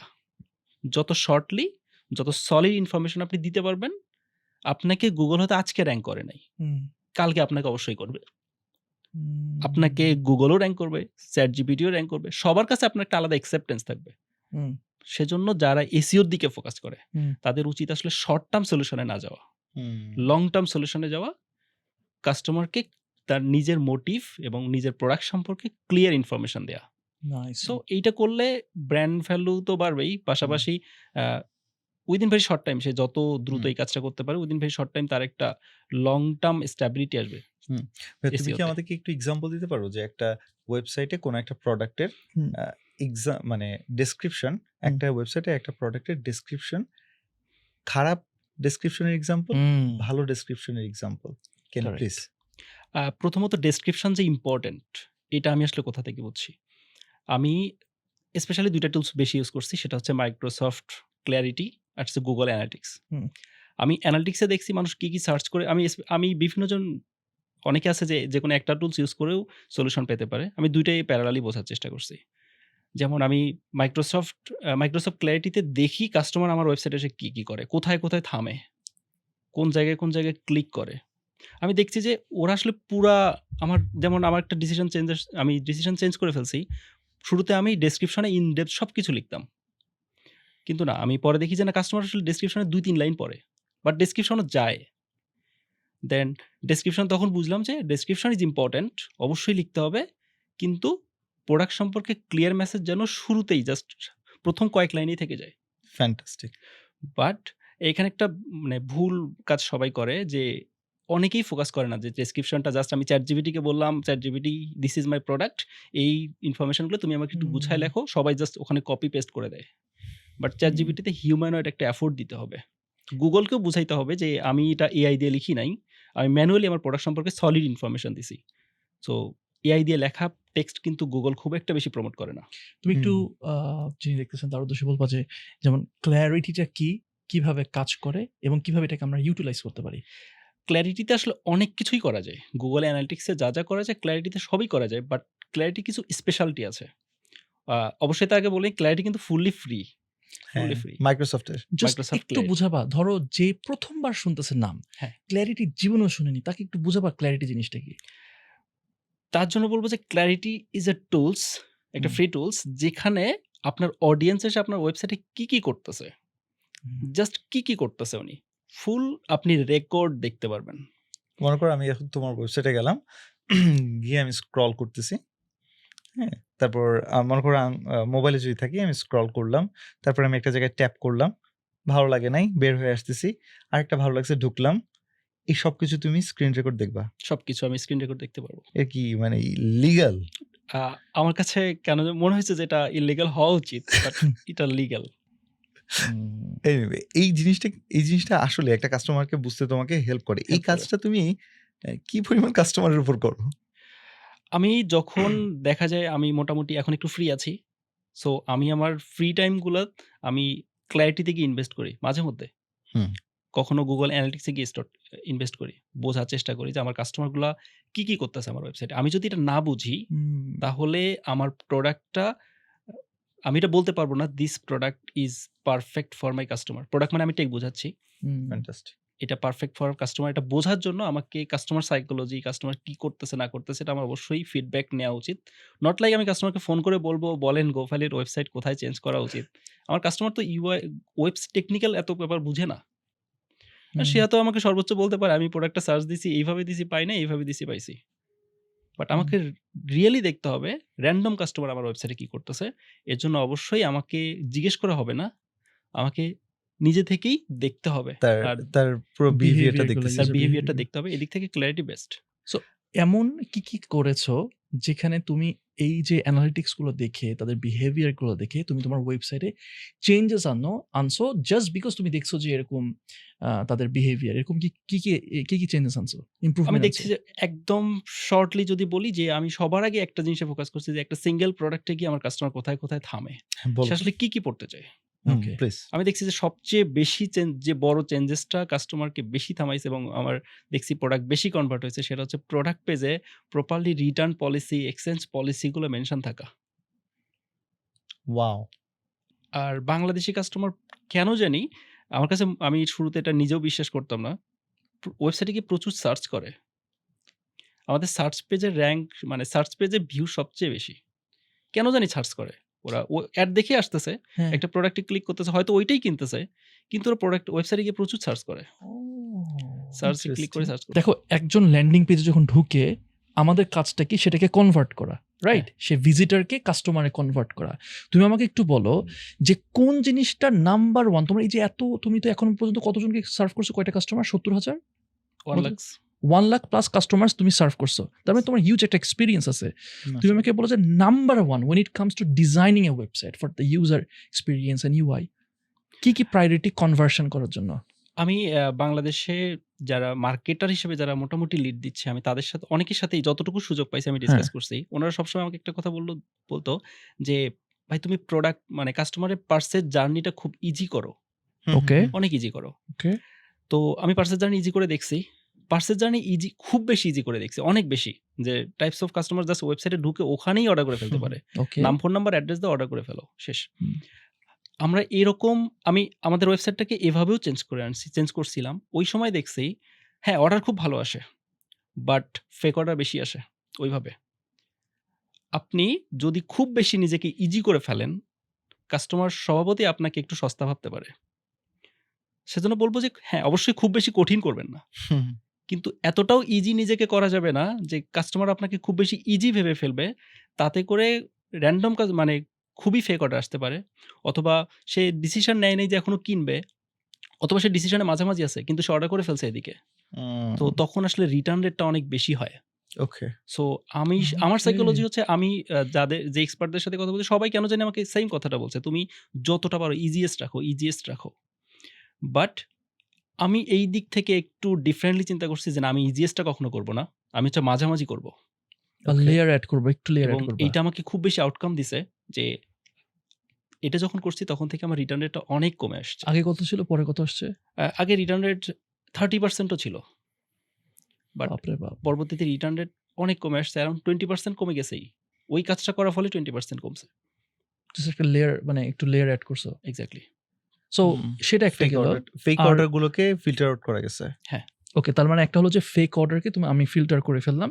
তো আমি ভালো বা বেটার কাস্টমার্স পেলাম যাদের ইনটেনশন আসলে যে কিনার। আর কি স্ট্র্যাটেজিস আছে যেগুলা ওয়েবসাইটে বা ল্যান্ডিং পেজে থাকলে সেটা কনভার্ট হয় ভালো? প্রোডাক্ট ইনফরমেশন তো ক্লিয়ার থাকার কথা বললাম। হ্যাঁ। অবশ্যই প্রোডাক্ট নিয়ে যেমন অনেকে প্রোডাক্ট ভিউটা আসলে আরেকটু সুন্দর হতে হবে অবশ্যই। আমরা আসলে কিছু কথা বলি অনেকে যে, "তোমার ভাই এটা থাকা উচিত, এসইও করা উচিত, তোমার প্রোডাক্ট পেজ ভালো হওয়া উচিত।" আমি বলব যে সবই হওয়া উচিত, সবই করা উচিত। হুম, সব মানে অনেকে দেখি একটা কাজ সে বলতেছে, "ভাই তুমি যদি এসইও করো তোমার Google থেকে সেলস প্রতিদিন আগে ২ টা আসতো এখন ৫ টা আসবে।" হুম, ও এসইও করছে। ও ২ টার জায়গায় ৫ টা আসে নাই, হয়তো ৪ টা আসছে এবং হুম, ও মোটামুটি হ্যাপি। ও ওখানেই ছেড়ে দেয়। হুম, বাট ছোট বড় আরো অনেকগুলা কাজ থাকে। তো আমি বলব যে প্রত্যেকটাতেই ফোকাস করা উচিত। কোনটার আউটকাম হয়তো ইনস্ট্যান্ট, কোনটার আউটকাম হয়তো ১ মাস পরে পর আসবে। নাইস। বাট ওই কাজগুলো আপনাকে যে আউটকাম দিবে সেটা সাস্টেইন করবে। লং টাইম থাকবে। নাইস, এটা নাইস, আপনার কাছ থেকে নাইস। যাবে না। সো নরমালি ব্র্যান্ডগুলা যারা নতুন আসে তারাই বেশি ভুল করে। সেটা হচ্ছে জাস্ট শর্ট টার্ম আমি প্রোডাক্ট লিস্ট করলাম, এড ছাড়লাম, সেল হলো, ঠিক আছে। আমি হ্যাপি। আমার ROS মোটামুটি অনেক ভালো 7, 6 হ্যাপি। বাট ওরা আসলে লং টার্ম চিন্তাটা করে না। আমি অনেক হুম। বড় ব্র্যান্ড দেখছি বাংলাদেশে যারা আসলে লং টার্ম থিংকিং গুলো আমি তাদের ব্র্যান্ডের মধ্যে পাই নাই। তাদের ওয়েবসাইট বলেন, তাদের ব্র্যান্ডিং এ বলেন, জাস্ট শর্ট টার্ম আমি কিছু সিজন আসছে, আমার এখন কিছু সেল করা উচিত। আমি এডে ঠিক কথা মানে ভুল ঠিক অনেক কিছু বলেই জাস্ট কাস্টমারকে নিয়ে আসলাম, কনভার্ট করলাম, দ্যাটস ইট। কিন্তু দিন শেষে লং টার্ম সলিউশন গুলাতে কেউ ওয়েবসাইটে তাদের বিজনেসটাতে ইন্টিগ্রেট করে না। হুম। এটা হচ্ছে ল্যাকিংস মনে হয় আমার কাছে। কি করা উচিত ছিল তাহলে? এই ছোট, ছোট ব্যাপারগুলো যেগুলো বললাম যে হুম, হুম, হুম। হ্যাঁ, কাস্টমার জার্নি বোঝা, বুঝে নিজের মধ্যে চেঞ্জেস নিয়ে আসা। আচ্ছা, কি করলে ভালো কাস্টমারগুলো বেশি কনভার্ট হয়। ওকে, সাপোজ আমি যদি বলি যে সাপোজ আপনার হচ্ছে যেকোনো একটা প্রোডাক্ট যেটা হচ্ছে সাইজ সেনসিটিভ। আপনি হ্যাঁ, সাইজ গাইডটা কি করছেন? অ্যাজ এ পিকচার আপনি হচ্ছে গ্যালারি ইমেজেই এড করে দিছেন। হুম, অর্থাৎ কাস্টমার যখন প্রোডাক্টটা স্ক্রল করতেছে তখন হচ্ছে হুম, সাইজ গাইডটা হঠাৎ করে তার সামনে আসলো। সে হুম, হ্যাপি। হুম, বাট ওকে। এটাকে আরো কিভাবে বেটার ভাবে প্রেজেন্ট করলে কাস্টমার আপনাকে ভাববে you are hmm, premium. Customer আপনাকে প্রিমিয়ামও ভাবতে হবে। আপনাকে খুব বেশি ইজি ভাবলেও তো চলবে না। হুম, আপনি যদি সাইজ গাইড নামে আলাদা একটা বাটন দেন, ঠিক আছে? ওখানে দেখতেছে ওকে দে আর সো প্রফেশনাল। কনভার্ট হওয়ার পসিবিলিটি যদি ভালো কাস্টমার হয়, তারা আমাকে আরেকটু ইম্পোর্টেন্স দেবে। টাইপস অফ আপনি বললেন যে একটা টি-শার্ট আমি একটা ছবি তুলছি, ছবি তুলে প্রোডাক্টটা পোস্ট করছি। ডেসক্রিপশনে আমি যদি লিখি যে ডেসক্রিপশনে জাস্ট নরমাল যদি আমি প্রোডাক্টটা সম্পর্কে লিখি, এর চেয়ে বেটার হয় আমি যদি শুরুতে বলে দেই যে এটা তো লাইটিং এর কারণে আমার কালারে 5% ডিফারেন্স আসতে পারে। এটা হুম, কাস্টমারের কাছে বেশি ট্রাস্ট বিল্ড করে। ওকে। যে তারা তাদের there you go. ল্যাকিংসটা সম্পর্কে ক্লিয়ার থাকে। হুম, আমি এই জিনিসটা শিখছি শুরুতে যে আমরা যখন দিয়া সেলাই কিনতাম ছোটবেলায় ম্যাচ হুম, ঠুকতো। হুম, তো হুম, ওখানে আমি দেখলাম কাঠির সংখ্যা লেখা থাকে 50 ± 2। হ্যাঁ। তো এইটা আমাকে ওদের মানে ওই ব্র্যান্ডটার প্রতি আমার বেশি রাইট, অ্যাকসেপ্টেন্স দিছে আমার কাছে। নাইস। রাইট। তো এই চেঞ্জেসটা আনা উচিত মানে একটু বিজনেসে। ট্রান্সপারেন্ট থাকা একটু বা ট্রান্সপারেন্ট থাকা। রাইট। হুম। আচ্ছা একটা জিনিস বলতো যে তোমাদের তো মানে আ মানে Facebook এ মানে তোমরা তো করতেছো ডেফিনিটলি কাস্টমার অ্যাকুইজিশন এর জন্য তো মিডিয়া বাইং করতেছো। মিডিয়া বাইং এর একটা কোয়েশ্চেন আছে সেটা আমি ডেফিনিটলি করব যে তোমার ROAS কিভাবে মেইনটেইন করো, রিটার্ন এন্ড এভরিথিং। বাট তার আগে আমাকে আরেকটা জিনিস বলো যে Google থেকে লাইক ডিরেক্ট, হ্যাঁ? যদি বলি ১০০ টা অর্ডারস এর মধ্যে কয়টা অর্ডার Google থেকে ডিরেক্ট আসে সার্চ এর মাধ্যমে? ১০০ টা অর্ডারের মধ্যে প্রতি ১০০ টা অর্ডারের মধ্যে Google থেকে 10 আসা উচিত। তার 10% 10% পুরা অর্গানিক্যালি মাশাআল্লাহ। আসতেছে। অর্গানিক্যালি আসতেছে। আচ্ছা। মাসে তোমাদের কিরকম ট্রাফিক আসে? আমাদের মাসে ট্রাফিক থাকে অ্যারাউন্ড 500 কে ৫,০০,০০০ ৫,০০,০০০ হ্যাঁ, ভিজিটর্স থাকে। ৫,০০,০০০ ভিজিটর্স আসতেছে। Okay great. আরেকটা আমি তোমাকে বলব যে আমরা যখন Facebook এ মিডিয়া বাইং করতেছি বা আমরা যেটা বলি বুস্টিং করতেছি। তো একটা মেট্রিক যেটা আমরা বলি ROAS, return on ad spend. আমি $১ খরচ করলাম তার বিনিময়ে আমি কত ডলার আমি রেভিনিউ পাচ্ছি। তাই তো? তো আমাদের উদ্দেশ্যই থাকে যে কি আমি রেভিনিউ মানে ROAS টাকে যত বাড়ানো যায়। সো যেহেতু একটু কম্পিটিটিভ মার্কেট অনেকেই তো অনেক কিছু সেল করতেছে। সেই জায়গাতে তোমার ROAS বা রিটার্নটাকে কিভাবে বা রেভিনিউটাকে কিভাবে ম্যাক্সিমাইজ করো? রোয়েস এখানে বাস্কেট সাইজ বাড়ানোর কাজটা আমি বলি যে Facebook মোটামুটি রোয়েসটা কিন্তু এভারেজই দেয়। ওকে, যে এভারেজ অন্য ব্র্যান্ডগুলো যা পায় আমি তার চেয়ে একটু কম বা একটু বেশি পেতে পারি। ওকে। বাট আমার তো আসলে দরকার আল্টিমেটলি আউটকাম। এই ক্ষেত্রে আমাদের কাস্টমার সাপোর্ট টিমরা একটু ভালোই কন্ট্রিবিউট করে। ওরা হচ্ছে বাস্কেট সাইজ বাড়ানোর কাজটা করে। এটা মেবি অনেক ব্র্যান্ডই করে যে, "স্যার আপনি তো এইটা অর্ডার করছেন। আপনি যদি এর হুম, সাথে এই প্রোডাক্টটা এড করেন, আমি আপনাকে অ্যাবসোলিউটলি। ফ্রি ডেলিভারি হ্যাঁ, করে দিতে পারি।" হুম। এটা একদম খুবই ইজি একটা ওয়ে এবং বাট কাজ করে। অনেক বেশি কাজ করে। এটা 30% প্লাস কাজ করে। ওয়াও! মাশাআল্লাহ। জাস্ট কাস্টমার বলে, "হ্যাঁ, ঠিক আছে তাহলে এইটা প্রোডাক্ট এড করে দেন।" বাট ওই কনভারসেশনটা পার্সোনালাইজ হতে হবে। আপনি নাইস। বেবি প্রোডাক্ট অর্ডার দিছেন, আপনার বেবির এজ তো আপনি এত সিলেক্ট করছেন। এই এজের বেবির জন্য কিন্তু ড্রেসের সাথে জুতাও নেয়া যেতে পারে। সেক্ষেত্রে আপনার ফ্রি ডেলিভারি হুম। হবে। এবং কাস্টমারকে প্রয়োজনে আমি বলব কাস্টমারকে ঢেলে দেন আপনি। কিরকম? একটা প্রোডাক্ট সাপোজ আমি যে প্রোডাক্টটা তার কাছে পুনরায় এড করতে চাচ্ছি, ওই প্রোডাক্টটাতে আমি যদি শুধুমাত্র মিডিয়া বাইং করেই যদি প্রোডাক্টটা সেল করতাম, আমার সাপোজ প্রোডাক্টের প্রাইস ৳১,০০০, প্রোডাক্টটা মিডিয়া বাইং কস্ট আমার সাপোজ ৳২০০ যাইতো। আপনাকে চিন্তা করতে হবে এই ৳২০০ র অর্ডারটা তো আমি পাইতামই না। আপনি ৳২০০ পুরো ৳২০০ না দিলেও ৳১৫০ কাস্টমারকে ঢেলে দেন, দিয়ে দেন। আপনি টাকাটা ফেসবুককে না আপনি চিন্তা করেন আমি টাকাটা জাস্ট দেবই, ফেসবুককে না দিয়ে আমি কাস্টমারকে দিয়ে দিচ্ছি। ওই কাস্টমার আপনার কাছে পুনরায় আসবে। ফ্যান্টাস্টিক। সো আমরা যখন কাস্টমারকে রিটার্গেট করে বিভিন্নভাবে এনগেজ করি, আমাদের তখন সেকেন্ড টাইম এটলিস্ট আমরা সেকেন্ড টাইম এর গোলটা সবসময় রাখি যে আমি কাস্টমার কাছে সাপোজ একটা নতুন কাস্টমার, আমাদের নতুন না, আমাদের একজন এক্সিস্টিং কাস্টমার আছে, তাকে আমি কল দিয়ে সেল করতে চাই। তো সেল করার সময় আমাদের একটা গোলই থাকে যে আমি যদি যে প্রোডাক্টটা তার কাছে সেল করব, এইটার জন্য আমার মার্কেটিং কস্ট আসলে কত যাইতো? সাপোজ আমি তার কাছে ৳১০,০০০ একটা প্রোডাক্ট এখন সেল করতে যাচ্ছি এবং এটার জন্য মার্কেটিং কস্ট আসলে আমার কত যাইতো? ধরে নিলাম আমার মার্কেটিং কস্ট যাতো ৳১৫০০। ওকে। তো তার মানে আমি যদি নতুন অর্ডার পেতে চাই তাহলে আমাকে ফেসবুকে ৳১৫০০ দিতে হবে। হ্যাঁ। আমি চিন্তা করি যে কাস্টমারকে আমি ৳১২০০ দিয়ে দিব। স্যার আপনি ৳১,০০০ প্রোডাক্ট কিনতেছেন, ৳১০,০০০ প্রোডাক্ট কিনতেছেন, আপনি ৳১২০০ ডিসকাউন্ট নিয়ে নেন। সো আমি টাকাটা জাস্ট ফেসবুককে না দিয়ে আমার কাস্টমারকে দিচ্ছি। এতে করে আমি একটা ভালো আউটকাম পাই। যে কাস্টমার আমার হ্যাপি। হুম।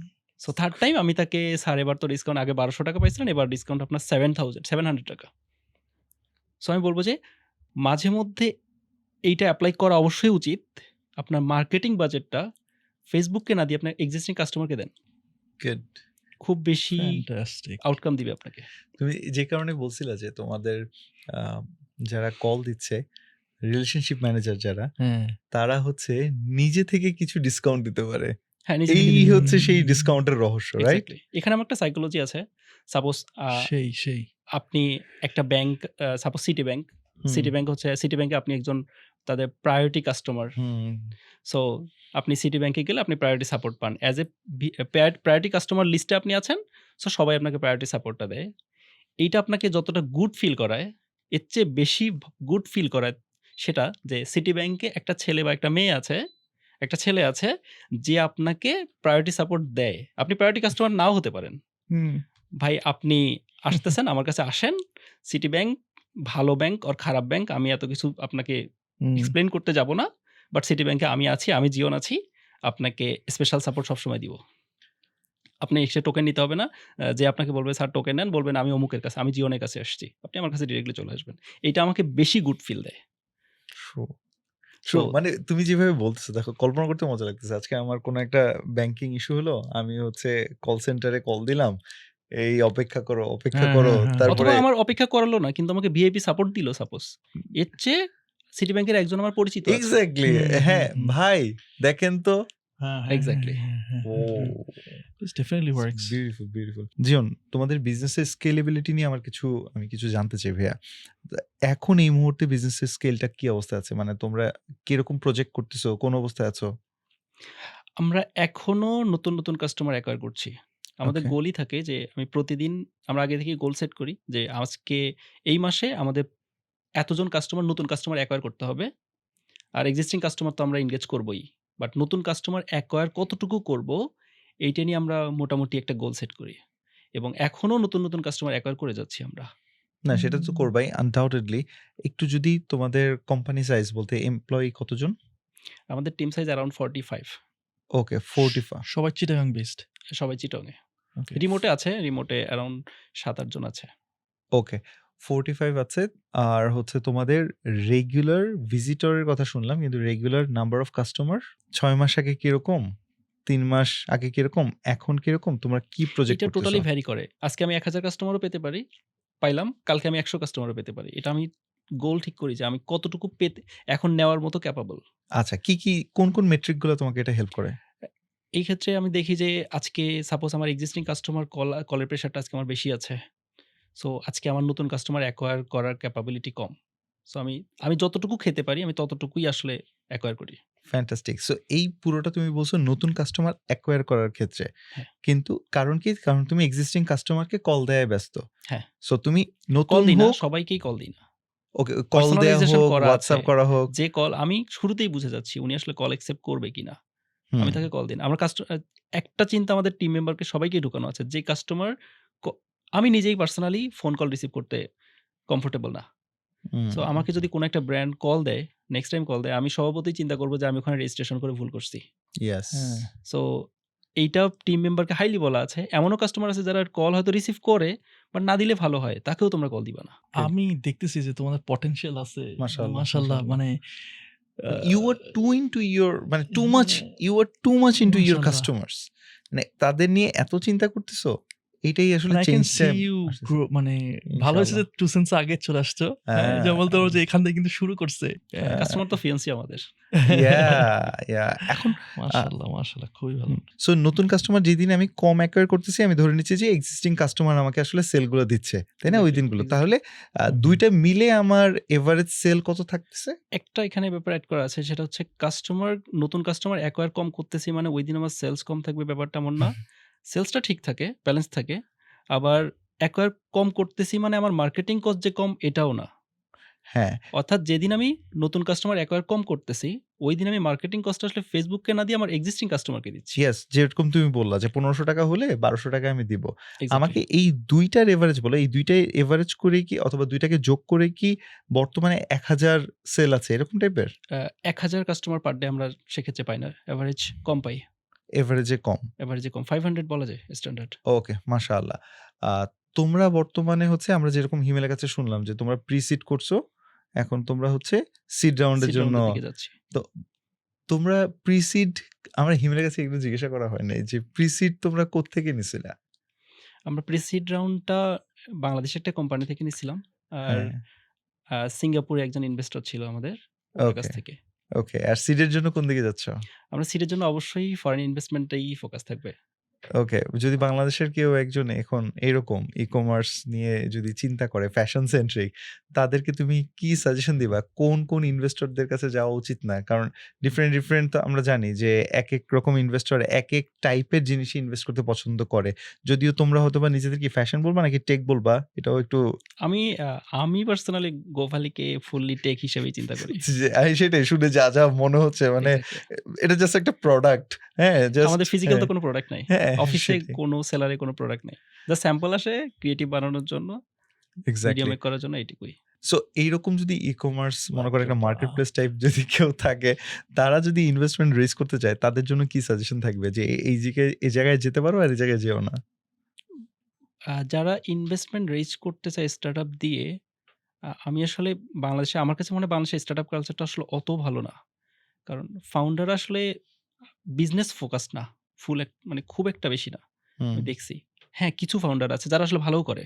হুম, বাট নিজের বিজনেসটাতে আগে ফোকাস করা উচিত। আমাদের ফান্ড রেইজ হয়তো আমরা আরো আগে করে ফেলতে পারতাম। হুম। কিন্তু দেরি হওয়ার রিজনটা হচ্ছে আমরা দুজনে বিজনেসটাতে ঢুকেছিলাম। অ্যারাউন্ড ৮ থেকে ৯ মাস শুরুতে আমরা ফান্ড রেইজিং এর কথা তেমন চিন্তাই করি নাই। তখন আমাদের কিছু ভুল থিংকিং ছিল। আমি এটাকে পুরোপুরি ঠিক বলব না। Such as? আমরা বলতাম যে ইনভেস্টর আমাদের কাছে আসবে। আমরা ইনভেস্টরের কাছে যাব না। যদিও এটা পুরোপুরি ঠিক না। ইম্যাচিউর থিংকিং ছিল। বাট বিজনেসটাতে ফোকাস করা উচিত। বিজনেস যদি আমার না থাকে, ইনভেস্টর হয়তো আসবে, এসে চলেও যেতে পারে। বাট বিজনেসটা যদি প্রপারলি গ্রো করে, আমার বিজনেসটা যদি আলাদা একটা আইডেন্টিটি ক্রিয়েট করতে পারি আমি, বা আমার মধ্যে আসলেই যদি ডিফারেন্স কিছু থাকে, ফান্ড রেইজিং আজ না হোক কাল আসলে হবেই।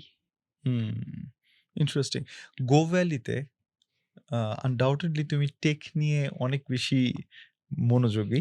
কিন্তু আমি হুম। বলছি গো ভ্যালির ওভারঅল যদি বলি সবচেয়ে বেশি স্ট্রেংথ কি? সেটা কি বলবা? টেক। গোভালির এক্সাক্টলি। কারণ টেকটাকে বুঝা সারা এমনভাবে আমার। বিল্ড আপ করা। আমার গোভালি বুঝা সারা টেক। মানে আমি ফার্স্টে ডিসক্লেমার দিছি। প্লিজ টেক ছাড়া আর টেক কিছু ছাড়া বইলো। কি আছে? টেক। কারণ গোভালি তো আল্টিমেটলি একটা টেক বিজনেস। সো এর টেকটাই আমাদের বলব গোভালি বেস। আর ওকে। টেকটাই আমরা কাস্টমার সাইকোলজি অবশ্যই একটা বিজনেসের মেইন অ্যাসেট হচ্ছে কাস্টমার। আর হুম। টেকটাকে আমরা কাস্টমারকে টার্গেট করেই ওভাবে মেক করছি। এখন মনে করো তোমাদের মতোই কেউ ব্যবসা করতে যাচ্ছে কিন্তু তার টেকে নলেজ খুব বেশি নাই। টেকনোলজির নলেজ খুব বেশি নাই। তাহলে কি মনের তার কথা এদিকে রে। আসাই উচিত না? আর ধরো মনে করো আমরা তো একটু মার্কেটিং সাইডে বেশি। আমি হ্যাঁ। তো একটু টেকে একটু how can I find a tech co-founder? এই টেক সাইডে যে তাদের জন্য গোভ্যালির মতোই যে টেক লাগবে ব্যাপারটা এমন না। আচ্ছা। আমাদের যখন কাস্টম টেকটা আমাদের ছিল না, হুম। তখন কি আমরা গোভ্যালি করি নাই? আমার জাস্ট একটা ছোট্ট কিউরিওসিটি, তোমরা মান্থলি অ্যাডে কত টাকা স্পেন্ড করো? আমাদের মান্থলি অ্যাডে স্পেন্ড অ্যারাউন্ড $10,000 ম্যাক্সিমাম Okay. এটা। আমার এরকমই মনে হচ্ছিল যে হয়তো ১০-১২ লাখের মতো। অ্যান্ড্রোমেডার যে মানে এই Update মিডিয়া টা ব্যাংক আসছে। যে আপডেট গুলো আসলো, এরপরে কি চেঞ্জ আসছে তোমাদের? অ্যান্ড্রোমেডা মেথড এগুলো আসলে খুব বেশি বিজনেসে ইফেক্ট ফেলে নাই আমাদের। আচ্ছা। তবে হ্যাঁ, কিছু আপডেট যেমন এখন মেটাতে দেখলাম জাস্ট কিছুদিন আগে একটা আপডেট আসছে, সেটা হচ্ছে কাস্টমার ফার্স্ট কনভার্সনটা ট্র্যাক করা যায়। মানে মেটাকে আমি বলব যে তুমি শুধু ফার্স্ট কনভার্সনটা দেখবা যে কাস্টমারটা আসছে কিনা। সেকেন্ড টাইম ও যদি আবার পারচেজ করে সেম লিংকে ক্লিক করলো বা আমার ওয়েবসাইটে আসলো ওই কাস্টমারটা, এইটাকে তুমি কাউন্ট করবা না। হ্যাঁ। তো এতে করে সুবিধা হয় ফেক অর্ডারগুলো কিন্তু কাউন্ট হচ্ছে না। তো এরকম ছোট, ছোট আপডেট তো আসতেই থাকে। আপডেটেড অবশ্যই থাকতে হবে। ফেসবুকে যে এই যে অ্যান্ড্রোমেডা যে আপডেটটা আসলো, হ্যাঁ? হুম। চেঞ্জটা আসছে। এখানে তোমাদের ওভারঅল কোনো মানে বিজনেস স্ট্র্যাটেজি চেঞ্জ বা মিডিয়া বাইং এর চেঞ্জ কোথাও কি আসছে কিনা? অ্যান্ড্রোমেডা জাস্ট আর কিছুই না ভাই। অডিয়েন্সকে আগের চেয়ে একটু ভালো বুঝতে পারে, দ্যাটস ইট। যে অডিয়েন্সকে আগে হয়তো সে কোথায় থামলো এটার উপর ডিসিশন মেক করলাম, সে হয়তো এই প্রোডাক্টটাতে ইন্টারেস্টেড। বাট অ্যান্ড্রোমেডা আসলে আরো একটু ভিতরে ঢোকে। হুম। যে কাস্টমার এই হুম। মুহূর্তে স্ক্রল করলো সে হয়তো ইন্টারেস্টেড না, বাট পরে আবার ইন্টারেস্টেড হতেও পারে। হতেও পারে শব্দটাতে অ্যান্ড্রোমেডা একটু বেশি আগায়। আরো অনেক কথা আছে ভিতরে। বাট ফেসবুকের এই থিংকিং গুলো নিয়ে মানুষের মধ্যে অনেক ভুল থিংকিংও আছে। কিরকম? টাইপস অফ আগে মানুষ এটা বোধ করতো বা আজ থেকে এই আপডেটগুলো আসার আগে মানুষ এভাবে চিন্তা করতো যে আমি হচ্ছে এই মুহূর্তে চিন্তা করলাম যে আমার বাসার জন্য একটা সোফা কেনা উচিত। ফেসবুকে গিয়ে দেখি সোফার এড আমার সামনে আসলো। হুম। সবাই এখানে এটাই বলে বিশ্বাস করত যে আ আমার আসলে ফেসবুক আসলে আমার মাইন্ড পড়তে পারে। আবার যারা একটু টেক আরেকটু ভালো বুঝে, ওরা আবার জ্ঞান দিত যে ফেসবুক তো তোমার মাইক্রোফোন বা ক্যামেরার অ্যাক্সেস নিয়ে রাখছে। ও আসলে তোমাকে শুনতেছে। ও আরইপিতে শুনে। হ্যাঁ। আবার এভাবে মানুষ সবাই ফেসবুকে এভাবেই চিন্তা করে। বাট আমি স্পিরিচুয়াল থিংকিং থেকে অ্যান্সারটা দিই এবং আমি এটা অনেকভাবে প্রুফ পাইছি। আসলে ফেসবুক আপনাকে ট্র্যাক করে নাই। আপনি নিজেই ট্র্যাকড হয়ে গেছেন। কিরকম? আপনি এর আগে আপনি যখন চিন্তা করছেন আপনার বাসার জন্য সোফা কেনা উচিত, এর আগে আপনি আসলে সোফা নিয়ে চিন্তা করেন নাই। আপনি কিন্তু সোফা আগেও দেখছেন। ফেসবুকে আগেও চোখে পড়ছে আপনার। কিন্তু তখন আপনার সোফাটা নজরে আসে নাই। কারণ সোফা আপনি কিনতেই চান নাই। ফেসবুক আপনাকে আগের মতো আজকেও সোফাটা দেখাইছে। আপনি আসলে আজকে থেমে গেছেন। সো ফেসবুক আসলে আপনাকে আসলেই ট্র্যাক করে নাই। আপনি যখন সোফা নিয়ে চিন্তা করছেন, আপনি অটোমেটিক্যালি সোফাতে একটু থামছেন। এই ফেসবুক আসলে তখন বুঝতে পারছে যে আপনি আসলে সোফা কিনতে চান। বাট ফেসবুক মোটেই মাইন্ড পড়ে না। আপনি আসলে নিজেই ধরা পড়ে যান। নিজেই আপনি ট্র্যাপে পড়ে যান। আপনি যেহেতু যে জিনিসটা ভাবছেন, ওই জিনিসটা র‍্যান্ডমলি আগের মতোই আপনার চোখে আসতো। কিন্তু আগে থামতেন না। এখন থামছেন। ফেসবুক আসলে ওই মোমেন্টে আপনাকে ট্র্যাক করছে। নট লাইক আপনি যখন চিন্তা করছেন, বাসায় বসে মেম্বারদের সাথে কথা বলছেন যে, আমি আসলে সোফা কিনতে চাই। ওই মুহূর্তে ফেসবুক আসলে আপনাকে ট্র্যাক করে নাই। ফেসবুক আপনাকে অনেক পরে ট্র্যাক বাট করে। এটা তো সত্যি যে আমি যদি মেসেঞ্জারে ১০০ বার সোফা লিখি, হ্যাঁ, এটা সত্যি। ফেসবুক তো দেখাবে। মেসেঞ্জারে যদি আপনি হ্যাঁ, ১০০ বার that's সোফা different thing. লেখেন, বা আমি যদি এটা ট্র্যাক করতে বা পারে। আমি ওয়াইফের সাথে মেসেঞ্জারে কথা বলতেছি যে আচ্ছা আমাদের একটা সোফা দরকার। They can track that, right? They can track. তাই না? But most of the time এটা হয় যে আপনি আসলে যে জিনিসটা ভাবছেন, মানে এখন স্পেশালি ভাবতেছেন। আগেও জিনিসটা ছিল কিন্তু আপনি ভাবতেন না। টাইপস অফ আপনি সাপোজ এই মুহূর্তে একটা কোম্পানির নতুন করে নাম শুনলেন, যেই কোম্পানিটা আপনার মতো একটা কোম্পানি। বাট কোম্পানিটা আপনার খুব বেশি ইন্টারেস্ট জাগতেছে। আপনি রাস্তায় বের হলে দেখবেন ওই কোম্পানির বিজ্ঞাপনগুলো আপনার ঘন, ঘন চোখে পড়তেছে। তাহলে কি রাস্তাঘাট আপনাকে বুঝে ফেলছে? আসলে বুঝে এটার পড়ে নাই। কি জানি সাইকোলজিক্যাল একটা আপনি ইফেক্ট আসলে আছে। নিজের ট্র্যাপে নিজেই পড়ে গেছেন। Yeah. আপনি যেহেতু চিন্তা করতেছেন, আগেও চোখে পড়তো কিন্তু এখন চোখে পড়লে সাথে, সাথে আরে আমি তো বাসায় এটা চিন্তা করে আসলাম। হ্যাঁ, ওইটাই। মানে আমরা যদি বলি যে লাল গাড়ি চিন্তা করো, লাল গাড়ি। এখন বের হইতে গেলে হয়তো খালি লাল গাড়ি চোখে পড়তেছে। এক্সাক্টলি। লাল গাড়ি। সো সব এটা জায়গায় এত লাল গাড়ি বেরিয়ে গেছে ঢাকা শহরে। এটা ফেসবুক করে না। এটা আসলে আমরা নিজের ট্র্যাপে নিজেই পড়ি। এটা একটা সাইকোলজিক্যাল ইফেক্ট। যেমন আমার কাছে মনে হয় যে আজকে তুমি এমন কিছু শেয়ার করছো। সত্যি কথা বলতে আমিও আজকে অনেক কিছু শিখলাম। নতুন কিছু জানলাম। নতুনভাবে ভাবলাম এবং আই হোপ যে আপনি নিজেও এগুলা এপ্লাই করতে পারবেন। কি জানলেন, শিখলেন সেটা আপনারা কমেন্ট সেকশনে জানাবেন এবং আপনি কি এপ্লাই করতেছেন আমাদেরকেও জানাবেন। আমরা শিখতে চাই, জানতে চাই এবং spread this episode with your friends and family everyone. মানে ভাই এগুলা এই স্ট্র্যাটেজিসগুলো আরও মানুষের জানা উচিত যাতে আমরা ভুল কম করি, রাইট? আমরা যখন ইয়াপ, বিজনেস করি ইয়াপ। প্রচুর ভুল করি এবং তোমরা তো ভুল থেকেই, আমরা সবাই ভুল থেকেই আসলে শিখতেছি, তাই না? সো ইউ নেভার নো, যে আজকে প্রথম জানলাম মানে আসলেই ChatGPT থেকেও নাকি অর্ডার আসে। ভাই আসলে এটা তো মানে সেই একটা জিনিস। So anyways, thank you so much for watching today's episode. দেখা হবে নেক্সট এপিসোডে। টিল দেন টেক কেয়ার, আসসালামু আলাইকুম।